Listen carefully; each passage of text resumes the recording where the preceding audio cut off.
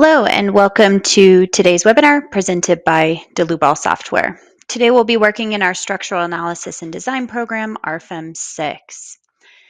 The topic for today's presentation is CSA S157-2017, reaffirmed in 2022, Aluminum Design in RFEM 6. My name is Amy Heilig. I'll be your presenter. I'm the CEO of the U.S. office and also a sales engineer, and I'm located in Philadelphia, Pennsylvania. My colleagues Alex Bacon and Siska Cho will be your moderators, answering any questions you may have. They're both support engineers, also located in our Philadelphia office. We always want to encourage everyone to ask questions throughout the presentation today. You can do so within the GoToWebinar dialog box as shown here. If by chance we don't get to all your questions, we'll certainly send you a follow-up email afterwards. Regarding the content over the next hour today, I do want to begin in our standalone program, our section, where we'll import in a DXF file to calculate the cross-section properties of a custom extrusion, shown over here on the right-hand side. We'll then integrate this member into RFEM 6. So this is where we will show the modeling workflow of our aluminum carport structure today. We'll talk a little bit about the loading, including also integrating our other standalone program, RWin3, for the CFD wind loads. We'll input information specific to the CSA design for our members. And finally, we'll run our calculation and review the analysis results in RFEM 6, but also the design results according to the CSA standard utilizing the aluminum design add-on within RFEM itself. We'll talk a little bit today about unique capabilities, referring directly to the CSA S157 that somewhat sets RFEM apart from other software out there. So as mentioned, we do want to begin first in our standalone program, our section. And before we get into our example today, I want to talk about a couple different calculation methods available. So within our section, we have the ability to set the thin-walled analysis calculation type, and this, of course, should be used for thin-walled cross-section. So we're talking aluminum, steel, cold-formed steel, and so on. You can see the section over here on the right-hand side would be applicable to this thin-walled analysis calculation, where the stress and force flow is along the element length, but not necessarily the width. Now, with this calculation type, it does require the generation of what we call elements. This will make more sense once we get into the example. But the advantage here of these elements is that once we bring this cross-section into RFEM, we can do the full member design, but we also can generate what we call the sub-panels, which will be taken into consideration with the local buckling checks according to that CSA standard. Now, when we move into more complex sections or sections that deviate greatly in shape from the generated elements, this is typically where we like to move to an FEA method instead. So that brings us to our second calculation type available, the finite element analysis. Now, this is typically used for massive cross sections like concrete or timber, but you can see that it could be applicable for very complex aluminum extrusions as well, like the one shown over here on the right-hand side. This is where the finite element calculation method is applied, and the stress and force flow is along the element length, but also the width. Now, unlike the thin-walled analysis, it's possible to generate the elements, but it's not necessarily required. If we do take that extra step to generate the elements, again, we can carry out those local buckling checks once we are within RFEM. I will mention that we are just briefly touching on this program today. I've linked here a previously recorded webinar that's devoted entirely to our section that will explain these concepts in a little bit more detail. So for today, we will jump to our section here to begin our first cross-section extrusion. Again, we want to calculate the cross-section properties here within the standalone program. We will set the analysis method according to the thin-walled analysis. And I've already taken the liberty to import in a DXF file. This is very easy. Under File, Import, we can go ahead and select the DXF file. Once that's brought in, we see a series of line and node elements. But we need to take a couple additional steps here in order to calculate these cross-section properties. And we're going to begin with first what's called the part. So I can right-click within my navigator to create a new part by selecting the boundary lines. Now, before I do need to assign a new material to this part. So we open up our material database, and over on the left, we have our filters where we can set this to Canada, we can select the material type to aluminum, and we have implemented all materials according to the CSA S157.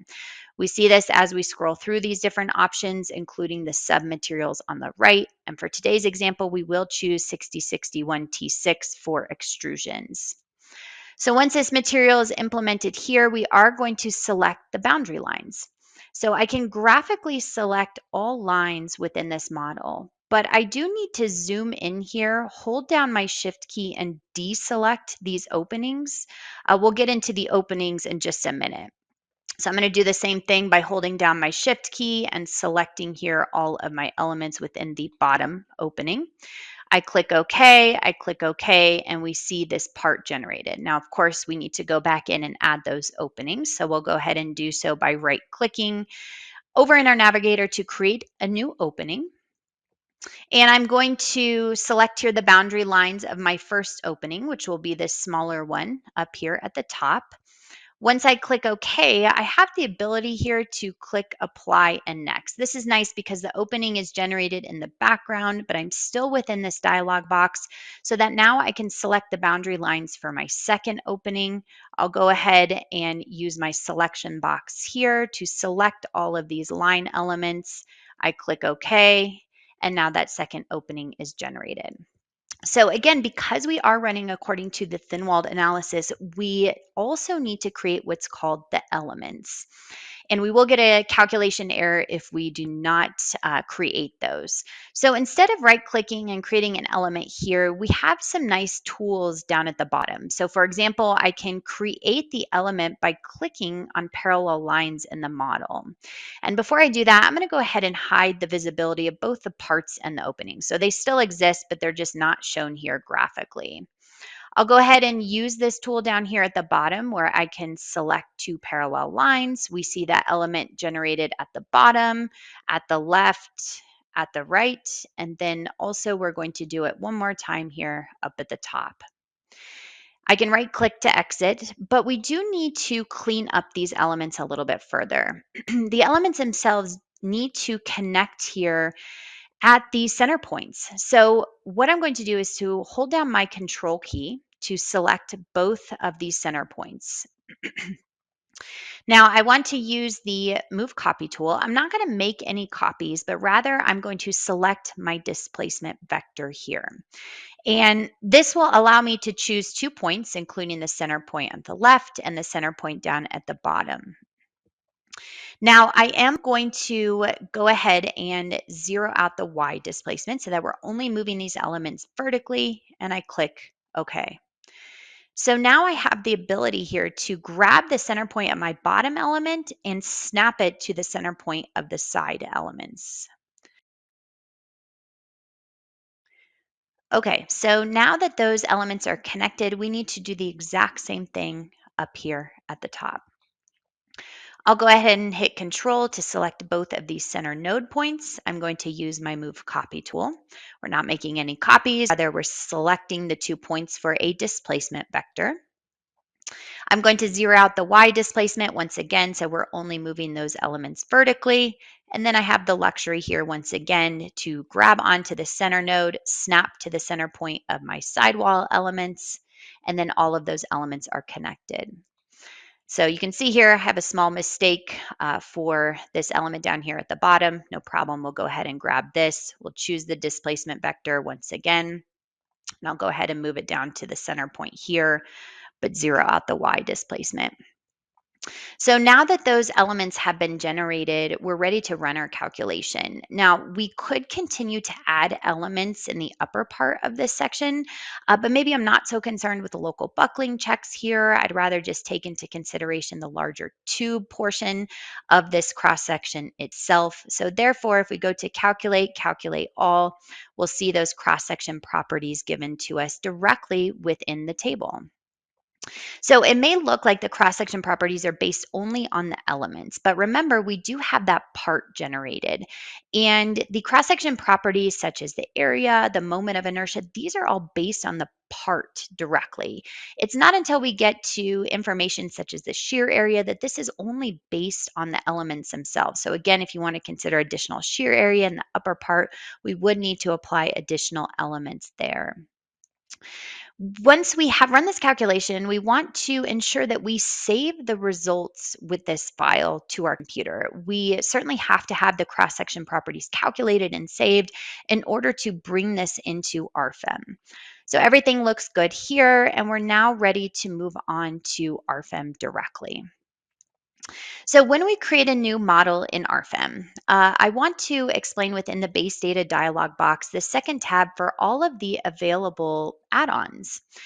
And for those of you joining us today not familiar with the concept of RFEM 6 and the add-ons, the base program RFEM provides a full static analysis. We have access to cross-sections, to materials, not only from the CSA standard for aluminum, but all other cross-sections and materials that we offer from the available standards.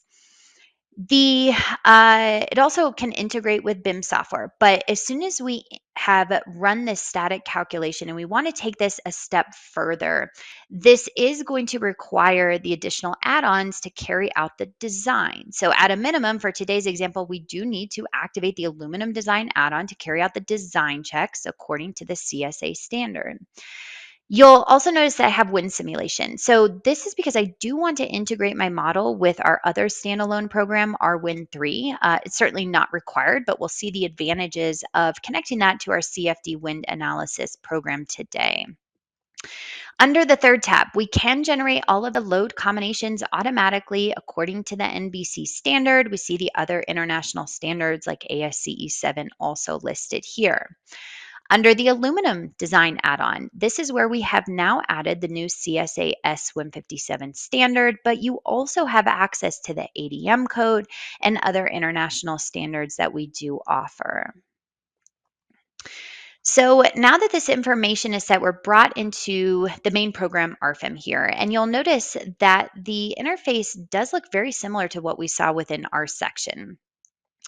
I have already added a couple sections with materials defined in this model, so let's quickly review that. Under the cross sections, we can create a new cross section here within our cross section library. So in the upper left, we have access to all the standardized cross sections like from the ADM or the CSA S16 or so on. What's interesting about the CSA S157 is that there are no cross sections affiliated specifically with this standard. So most likely you're going to utilize these thin-walled sections here. And that's exactly what I did for this first cross section. I went ahead and chose an I section. So once that is selected, we would assign a material to it. Again, this looks identical to what we saw in our section where we use our filters and we can select a 6061 material here. Under the second tab, this is where we define the dimensions of the cross-section directly. And the program will go ahead and calculate the cross-section values for me here under this third tab. Now, we also have our section cross-section that we brought in from our separate program. This is imported in here from this option within the library where we can directly link to the save file within our Delubal Center. So I went ahead and brought this in. The material was already assigned, but we could reassign this material if we'd like. And notice we have the subpanels tab. So again, this is the generation of those elements that we created where the program knows the length, the thickness, therefore the length to thickness ratios, and knows that these elements are supported either on both sides or one side. And this is the information that is further used in the aluminum design add-on to carry out local buckling checks for, again, these custom extrusions. So we are now ready to begin modeling our columns. You'll also notice that I placed a few nodes here already. You can easily create a new node with our quick tools up here at the top, or notice in table format, we can activate here the basic objects and the nodes tab and input in the coordinates directly here. So we'll begin by drawing a new member, and within the member drop-down options, I'm going to choose the perpendicular to work plane. So this is nice that it will just automatically orient my column perpendicular to the work plane that I have already displayed here. The member type is going to be a beam with the cross section defined here, that I section. The program by default will set everything to fully fixed. It's not until I come in here and add a hinge activation do I get a new tab. Could we apply something like a moment release? And that's what I'll do for this first column. At the member end, I want to create a new hinge definition. And you can see the program automatically defaults to releasing the moment about the member's local Z and Y axes. I'll go ahead and just release that for the local Y. We can also consider partial fixity with spring constants, or keep in mind that RFEM is a nonlinear analysis program. So if we want to get pretty detailed with these member hinges, we have these additional nonlinear options here. We'll go ahead and leave the member hinge applied only to the member end. I click OK, and I just need to specify here the height of the column of 3.54 meters, and I'll go ahead and snap to the origin point. My second column is going to be 2.2 meters, and I'm going to snap to my node at the left here. So I can right click to exit out of this dialog box. Now you'll notice a couple color coding here on both of those columns. This is what we call member representatives. We're not using those today, so we'll go ahead and turn them off within our navigator options. The next step is to draw a beam, but this time we're going to choose the simple option where I can just simply snap from one node to the other. Same cross section applied here and material, but this one I want to be fully fixed. So I click OK, and I'm going to snap from my node to the left and the node on the right. And so now we see that beam spanning between the two columns.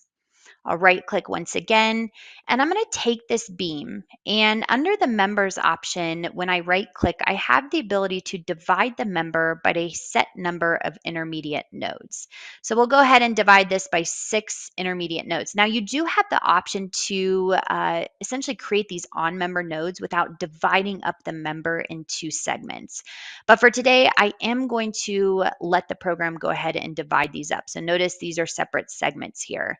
I'm even going to take this a step further to use my tool up here at the top to break apart the beam member where the column frames in. Now, it's not necessarily a detrimental thing that we have broken these up into separate segments, because what we have the ability to do here is to select all of these separate segments that make up this continuous beam. We can right click, and under the members option, we have the ability to create what we call a member set. So this member set detects that these are continuous elements here, and we can actually design this as one continuous member once we get into the aluminum design add-on. We'll go ahead and turn off the member set representatives here for my member sets as well, just visually. And the final thing I want to do with this frame is to draw in a couple additional columns here at an angle. So we will once again select the member drawing option here for simple, where I can just snap between two nodes. This one will be the same I-beam, but I do want to activate here the hinges. I'm sure the correct section is selected here within my dropdown. And I do want to apply that moment release. And because I've already defined it once in the model, I don't need to keep redefining it. I simply select it here from my dropdown.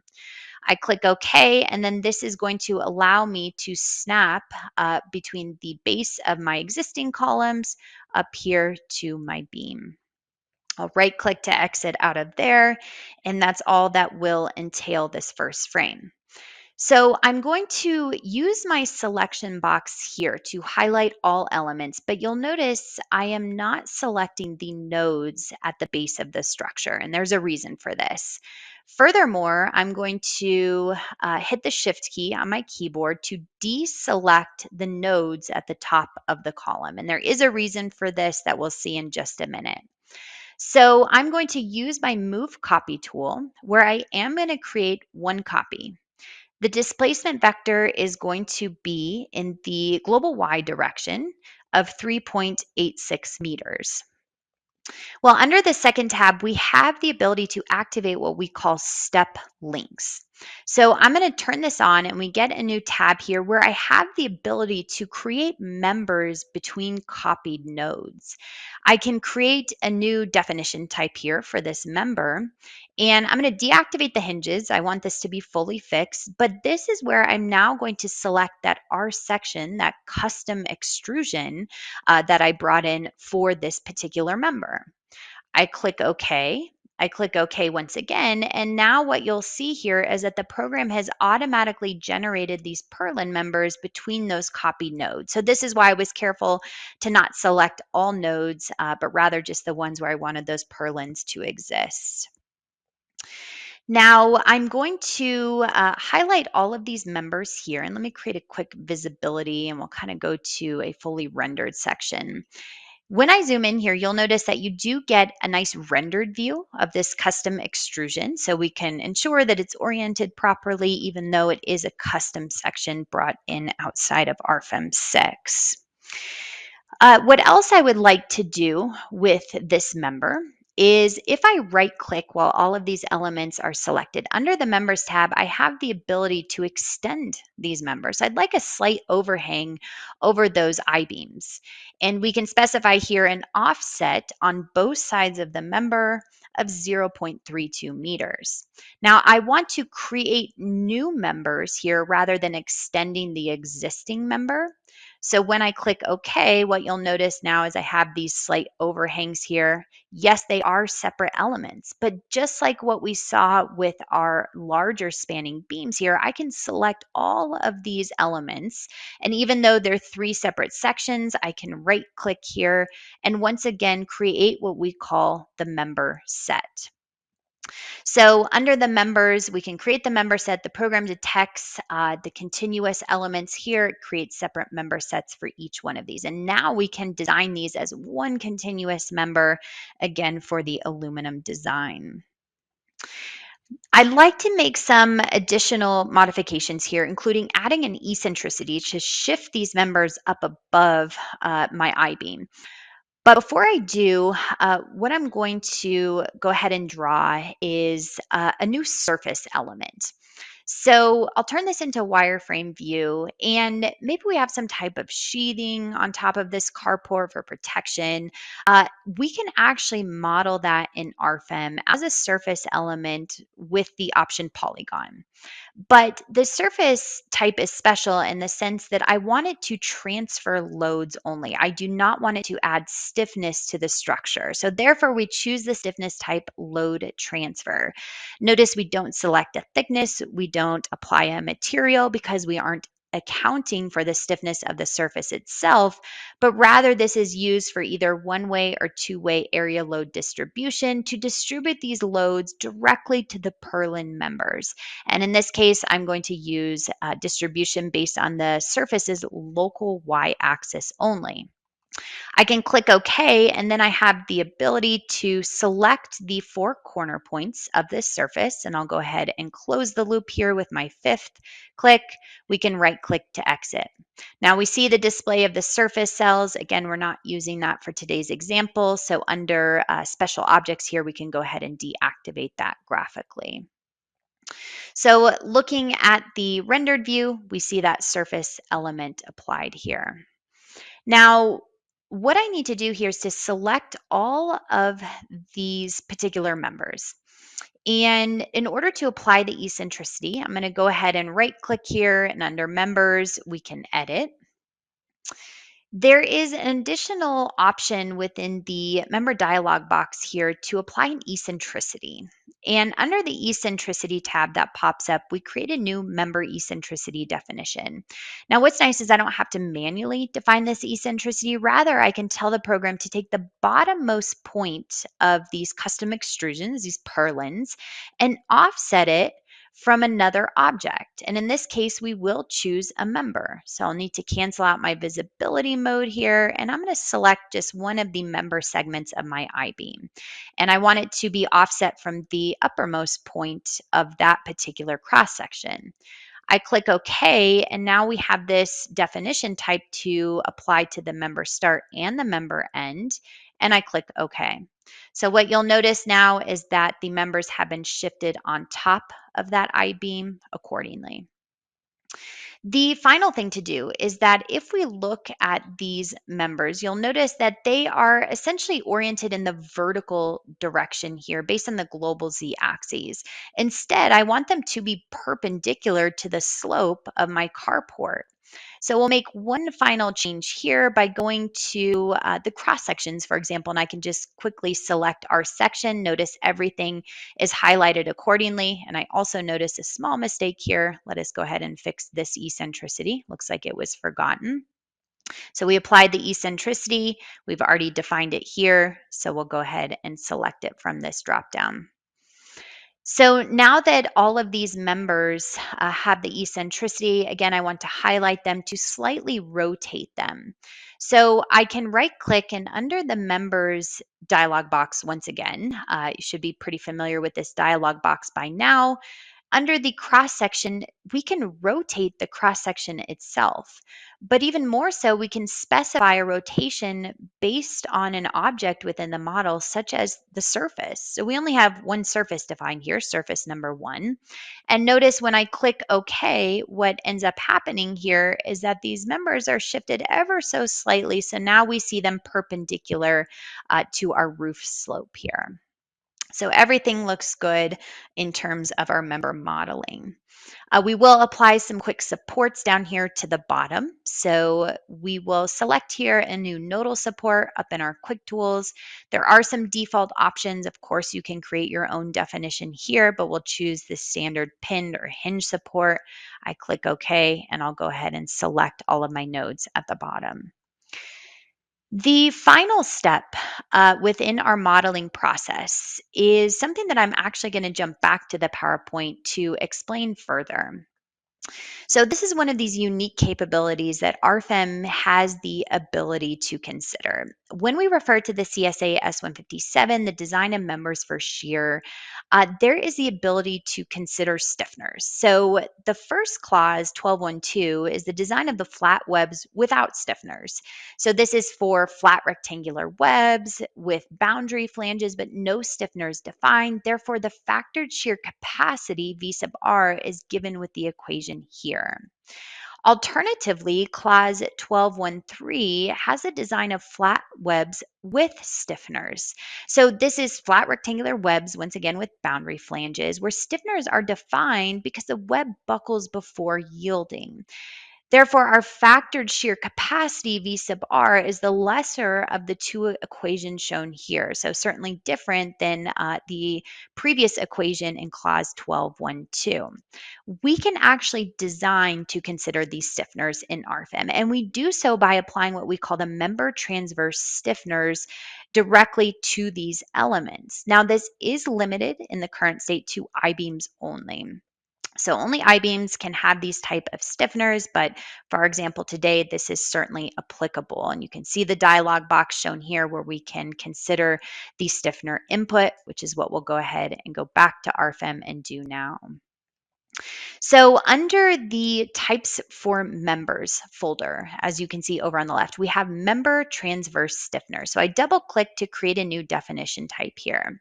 The first thing I want to do is to select the member sets. And the member sets, we can select, there's a faint dotted line grouping together all of these separate segments. We don't want to select the individual member segments, but rather this set of members. So set of members number 1, and we can select set of members number 2. So once I click OK, I specify here the stiffener type, which will just be a flat plate. And the thickness is automatically defaulted here to 5 millimeters. So we'll go ahead and keep that for our example today. I do need to specify the distance where my first stiffener will be placed from the member end. I cannot put in here a value of 0. I will get an error. I need to, at a minimum, specify half the thickness of the stiffener itself. So this will be 0.0025 meters. We will have multiple stiffeners along the member length. So we'll specify 8 stiffeners with an offset distance here of 1.142 meters. We can also toggle the view here in our display so that we can see these stiffeners applied to the member along the length within the dialog box directly. But once we click OK, these stiffeners are also applied graphically here. So notice I placed a stiffener at every location where that purlin member is framing in above it. Now, the stiffeners do not affect the analysis. We're not going to see internal forces, deflections change because of the stiffener. It is only considered once we move into the design within the aluminum design add-on itself. All right, so the modeling workflow is complete. We now want to move in some of the to some of the input options specific to the aluminum design add-on. So for this, I am going to go ahead and pull up an already saved model here where a lot of this information is already input. So we'll begin with first our columns. So a very simple example, highlighting all my columns. I can double click and we're once again brought into our member dialog box option here. Notice there's a design properties checkbox. This is telling the program that not only do I want to carry out the analysis within RFEM 6, but I want to take it a step further to carry out the design utilizing the aluminum design add-on. When I uncheck this option, several of the tabs disappear at the top, and this is telling the program I'm only interested in the static analysis. So let us move through a few of these tabs here to explain in a little bit more detail. The first is going to be the effective length input. So we'll take a look at this existing definition type here. This just all relates to unbraced lengths for the stability failure mode. So flexural buckling about the strong axis, the weak axis, torsional buckling, lateral torsional buckling. So we'll go ahead and carry out the design check for all these. Now, if you have a tube type section, so for example, our custom extrusion today, maybe we're not so worried about torsional buckling, lateral torsional buckling, you could completely turn these off as well. The lateral torsional buckling critical moment capacity. This first option is determined by an eigenvalue method. What this means is that we are going to extract out each individual member. In our case today, these were these columns. We're going to run a separate eigenvalue analysis to determine what this critical moment capacity is. So this might be an advantage when we're talking about members that are not in a straight plane, that are part of a member set, or maybe it's a curved member where the code doesn't really address how to calculate lateral torsional buckling capacity. Now, alternatively, if you would like to design directly according to clause 11.3, you can toggle to this option here, and we'll go ahead and refer directly to the code. The second tab, this is all to do with these intermediate supports. So you can see that the program will automatically default to place an intermediate support, member start and the member end. And not to be confused, these supports are not global supports. They're not affecting the analysis, but rather they are used so that the program can determine or detect the unbraced length between these supports so that we can use it for the stability design checks. So you have 4 degrees of freedom at these end nodes: displacement in the strong axis, the weak axis, and then rotation about the member's local X and local Z. It's up to you as the engineer to input in what is restrained versus what is free. And then this information is ultimately used to calculate the effective length within those design checks. Notice that the effective length factor defaults to 1 here, but you could certainly override this. Now, the advantage of using the intermediate supports is that if I come in and I make changes to the geometry of my model, let's say we increase the height of these columns, these intermediate supports follow that geometry and our unbraced length is automatically updated. We don't have to come in here and keep manually updating the unbraced lengths, again, if our geometry changes. So this is a pretty simple example for the first sets of our members here. We'll get into a little bit more complex with some of the other member types in just a minute. We also have the ability to set a local cross-section reduction. So I can create a new definition type here. We create a new reduction type. This is if we have any openings or holes within our section. We could define that here so that our effective net area is decreased. Now, this comes into play when we're talking about tension design checks according to the CSA standard. Again, this does not affect the analysis. This is purely related to the capacity once we do get into the aluminum design add-on itself. Now, we don't have any reductions for our example today, so we'll go ahead and leave this empty. The design configurations. Here is where we have two design configurations, one for the ultimate and one for serviceability. So taking a look quickly at ultimate, really nothing too interesting here. We just have some design ratio limits. If we'd like to ignore some of these design checks, we could increase those limits directly. For the serviceability, this is a little bit more interesting in the sense that this is where we set our limiting deflection ratios for both strong axis deflection checks and weak axis. And notice for both of these, the limiting deflection ratio for our beams are L over 360, so if they're supported on either end. And for cantilevers, it's set at L over 180, but we could certainly come in here and override these values as we see fit. So once this information is input, we then jump to the design supports and deflection.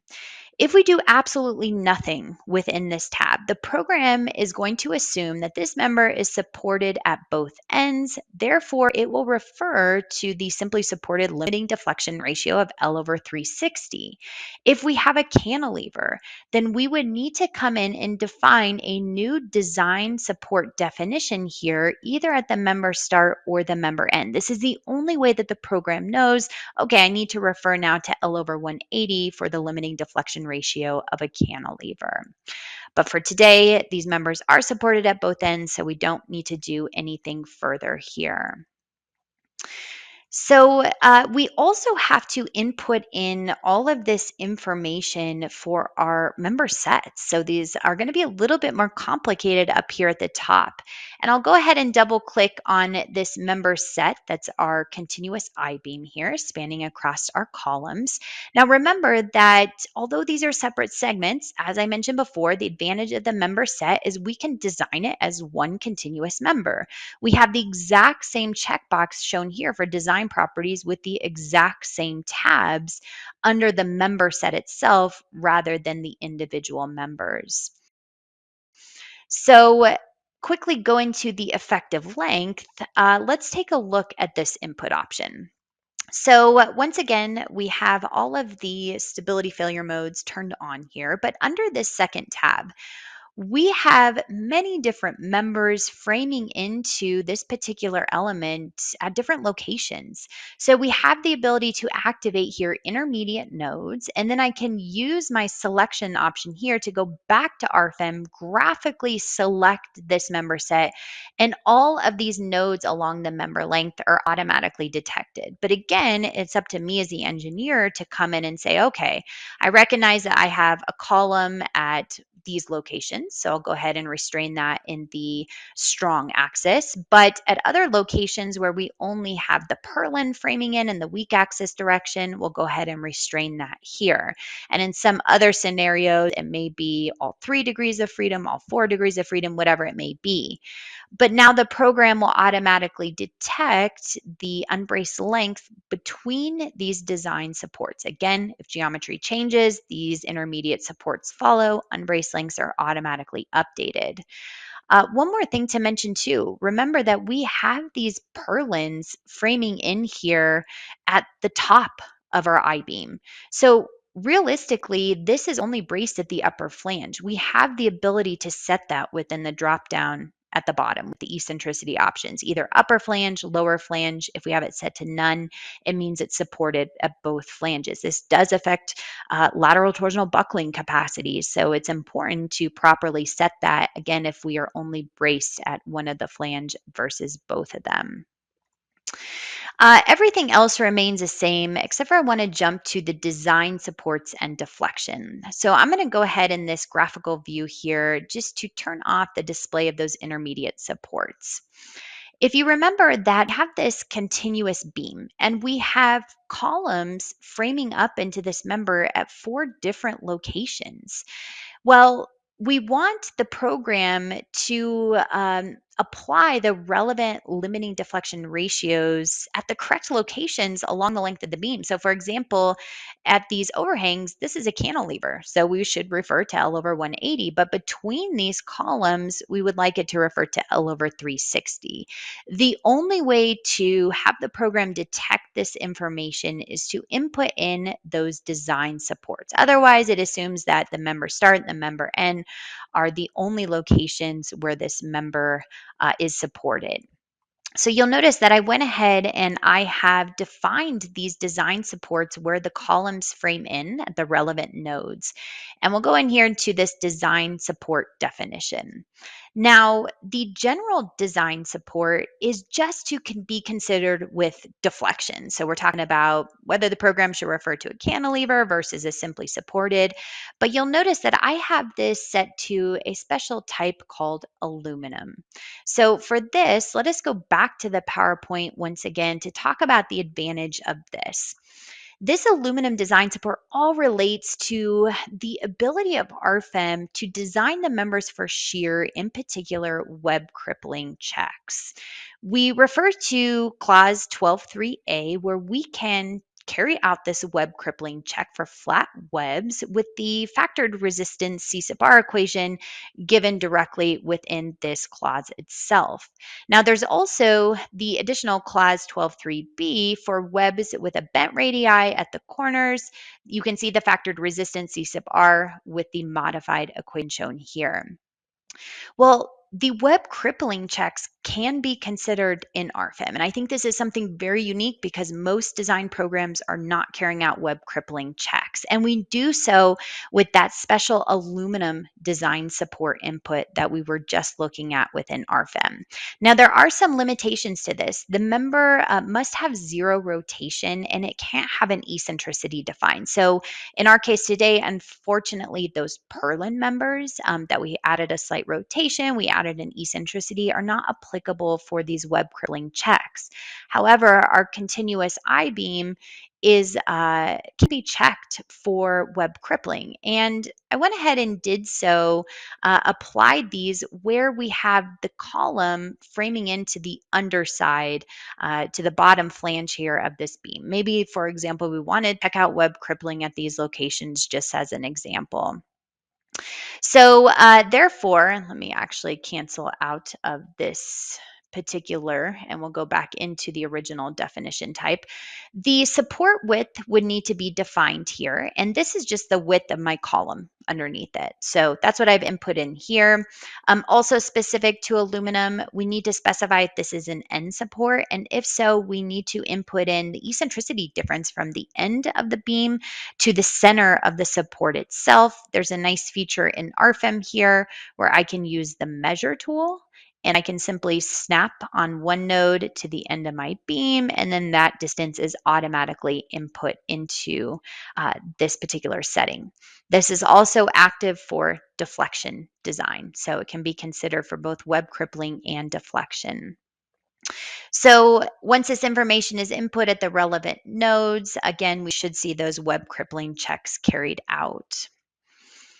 Okay, so all of the information specific to the aluminum design add-on for our members is complete. And I also had done so for the purlins. I would highly encourage you to download this example model. It's already available on the web page that you registered for this GoToWebinar. Spend some time looking at the effective length input, the design supports, because again, that will make a little bit more sense probably the more time that you spend with it. So let us turn now to loading. Within this model, I do have 4 load cases already defined, including dead live, snow, and wind. So when we look at the applied loads of dead load, just a simple surface load applied directly to the surface element itself. But remember, this surface has no stiffness, so it should be distributing these loads to the purlin members based on their tributary area. And under the display options for surfaces, we can actually display these loads graphically. So now you can see here the loads applied directly to the members before I run a calculation. Again, based on one-way area load distribution, taking into consideration their tributary area. Same concept here for live load. Also, same concept for snow load. If we go ahead and turn this back off, this is just a projected surface load to account for the snow loads applied to the structure. Now, I will mention that under the Load Wizard folder back in the Navigator, we do have automatic snow and wind load generators according to the NBC standard. So if that's applicable to your structure, you could certainly use that within the program. But for today, we'll go ahead and manually apply that snow load. Now, wind load. This one is going to be a bit unique here in the sense that I am going to take advantage of our CFD wind analysis program, RWind3. So this is a standalone program, but I'm integrating it here with my structure design. And the reason why is when we refer to the NBC clause 41712, the wind loads are given for canopies or maybe considering carports only if they are attached to buildings. And in our case today, we have a freestanding carport. So therefore, the code isn't so clear on exactly what loads we are supposed to apply to our structure. So this very might well be a situation that we use something like CFD wind analysis just to verify our assumptions, our guesses, in addition to referring to the NBC standard for these wind loads. So you can see my wind tunnel generated here. I'll tell you too that we do have previous webinars devoted entirely to our wind. So if you're interested with that, certainly refer to our YouTube channel. But I am going to apply just one particular wind load case here. I did take this also a step further by importing in under file import an IFC file. And this IFC file is currently hidden, so we'll go ahead and activate that. This is just a car. So I want the wind loads to be to consider this car parked under our structure. Now, this IFC file does not affect the RFEM analysis, the design whatsoever. It's purely just used once we get into our wind, and that will make more sense once we look at our results there. So perhaps we want to look at different scenarios of the wind loads with or without the car, different wind loading directions, and so on. Now, the final thing to do is to take a look at our load cases and combinations. Remember, we are generating these load combinations automatically according to the NBC standard. This means that two design situations are automatically created here. The ultimate limit state design situation, which you can think of this as grouping together all of our factored load combinations that once we get into the design, the aluminum design add-on, we use these load combinations for the ultimate limit state. We also have the serviceability design situation, so our unfactored load combinations that we will eventually use for our deflection checks.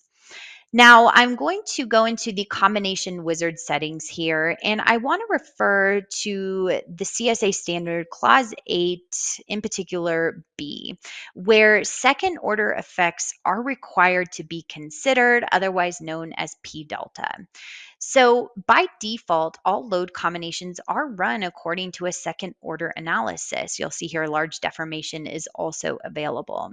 This means that both big P delta and little P delta are considered. We don't have to add nodes along the member length for little P delta. This is all considered automatically with the RFEM solver underneath the hood according to this analysis type. So therefore, we are fulfilling Clause 8B's requirements. Looking further at Clause 8D, we need to account for the member stiffness reduction due to inelasticity. And the code requires this tau sub B stiffness reduction factor be applied to the flexural stiffness of our members. So we account for this by turning on a new structure modification. And I'm going to create a definition type here for my members. And under the members definition option, I have a drop down here all the way at the bottom for the CSA S157. When I select this, you can see here that tau sub B will automatically be calculated for the member based on the axial stiffness. We will then apply this reduction factor to the flexural stiffness of the members. It's based on the axial loads applied to the member, which will adjust this tau sub B factor. Now, additionally, Clause 8E says that we must account for uncertainty in stiffness and strength. So, therefore, an additional factor of 0.8 should be applied to flexural, axial, and the shear stiffness of the member. So, we can see that again taken directly from the code and applied here within this definition type. Now, we can apply this to all members, or we could graphically select the members that we would like to reduce the stiffness. For this example, we will apply it to all members. Now, I'm going to take this definition type, I'm going to make a copy, and I'm going to turn off the stiffness reduction for this third definition type. The reason why is that for my factored load combinations for the ultimate limit state design, we want to run according to second order analysis. We want to reduce those stiffnesses. But for serviceability, sure, we probably still want to run according to second order analysis, but we don't typically reduce the stiffnesses for deflection checks. So therefore, I can create or go ahead and select this third option within my dropdown. And the most telling will be to jump to the load combinations tab. Here you can see those factored load combinations in red belonging to that first design situation with the stiffness reduction applied. If I jump down here to my green load combinations, these are unfactored belonging to that second serviceability design situation where the stiffness reduction is turned off. Okay, so now that all of this information is ready, including our modeling, our loading, we are now ready to run the calculation. So I will toggle here to an already saved model. So we'll go ahead and see this pop up here. So let us begin by taking a look at initially first that our wind load case. So if you remember, this was our wind tunnel that we applied. And what I'm going to do is to actually jump into our wind directly.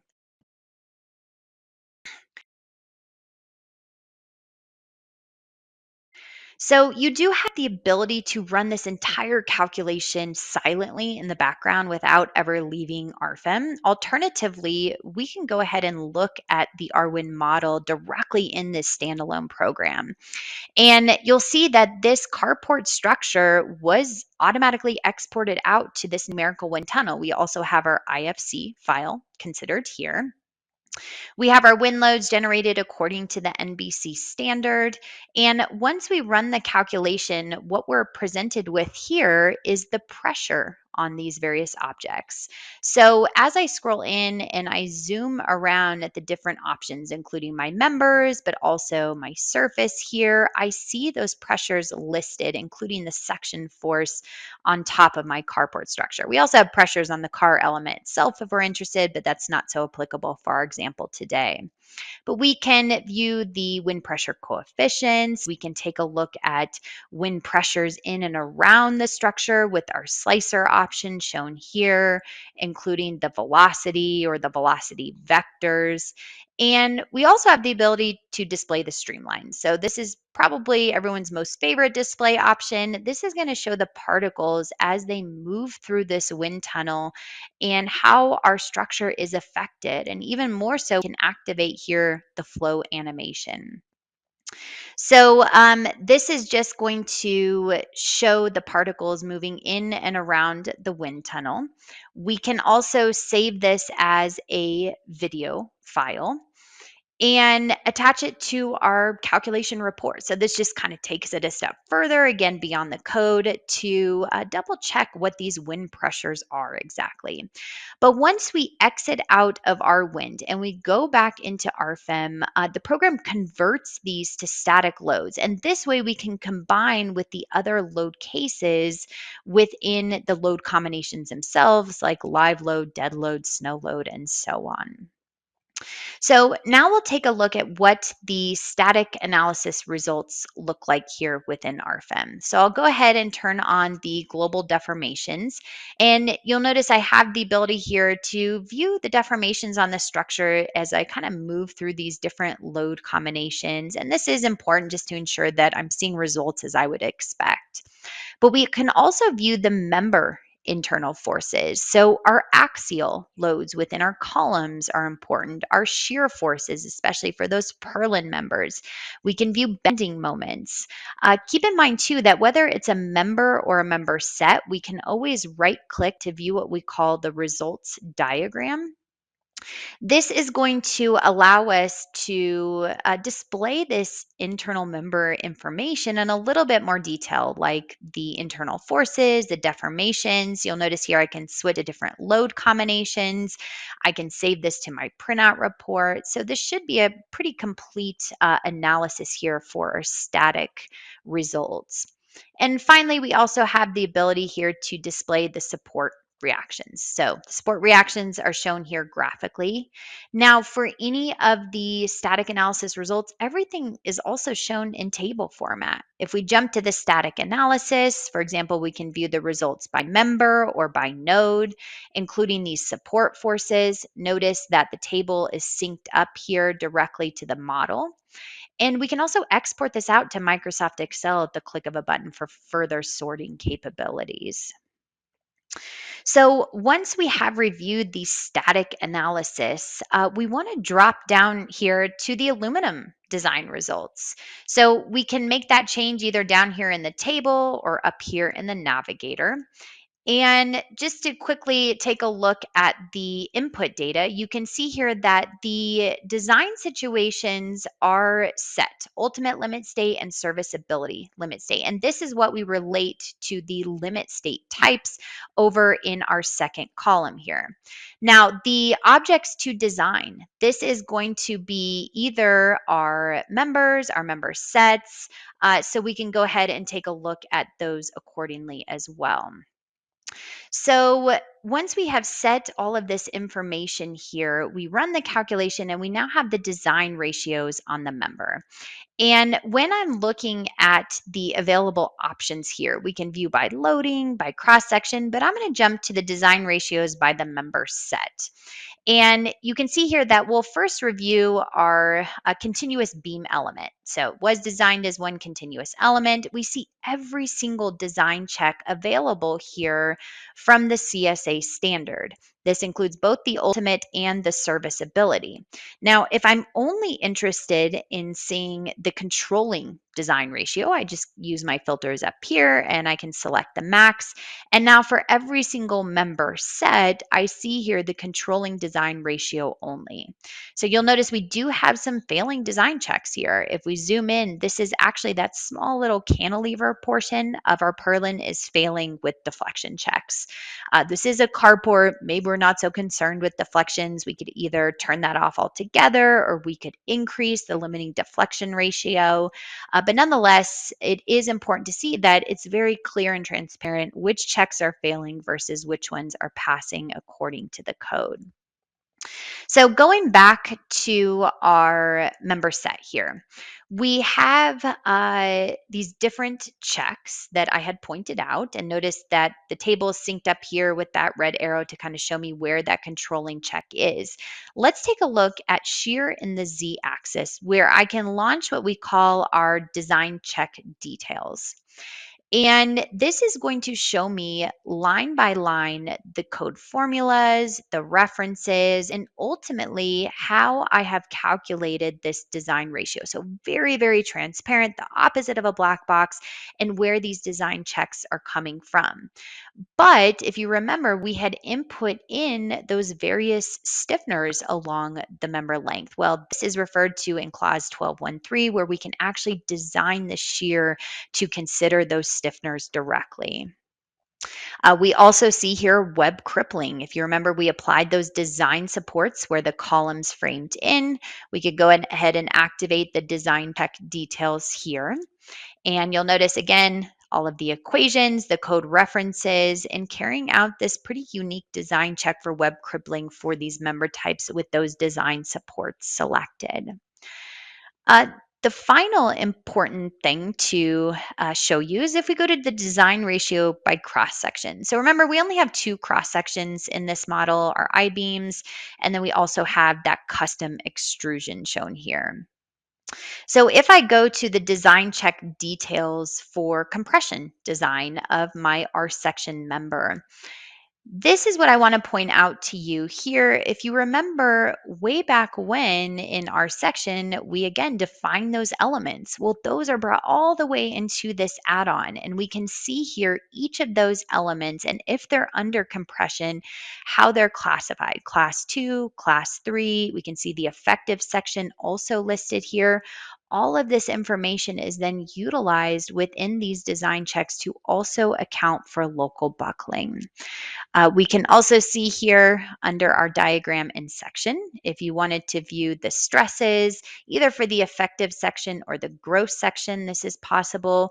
We can view here normal stresses. We can view here shear stresses, von Mises stresses. This is all possible with a quick view of this particular cross section at this X location under the given loading. So that's just a brief overview of the design options within the aluminum design add-on. So that will go ahead and sum up our example today. So we'll go ahead and go back to the PowerPoint to conclude our presentation. So if you liked what you saw with aluminum design and the newly implemented CSA standard, or you're interested in RFEM, RWind, RSECTION for any of the other capabilities, we would love it if you would go ahead and reach out to our sales team here. We could certainly schedule an online demo or just a quick chat to talk about some of the DeLubal products available. Now, the QR code can be used here, but also at the bottom of the screen is our contact information to our Philadelphia office. Our phone number is given, and our email address is info-us@delubal.com. We will have many more upcoming webinars. We try and do these approximately once per month. You can register at delubal.com under support, training, and webinars. As most of you know, I tend to send out a reminder email about a week before these take place, so keep an eye out for that next month. PDH certificates will automatically be emailed to all participants who were here for the full presentation. So that is a requirement of the states that we are pre-approved providers, that you are here for the full 60-minute duration in order to receive that PDH. Now, if you watched with a colleague or you watched in a conference type setting and you yourself did not register with the GoToWebinar platform and you are wanting PDH, you will need to request that at the email address shown here, info-us@delubal.com. So again, if you yourself did not register and you're interested in that PDH, shoot us an email, let us know who you watched it with, ensure you were here for the full duration, and we'll be happy to issue that. Now, PDH is not sent automatically after this webinar ends. It usually takes us about a day to get those together. And with that said, I want to thank everyone for attending. There will be a short survey that pops up. It would be great if you took just a couple minutes to fill that out so we can continually improve our future webinars. And as always, I hope to see you at the next one. Thank you.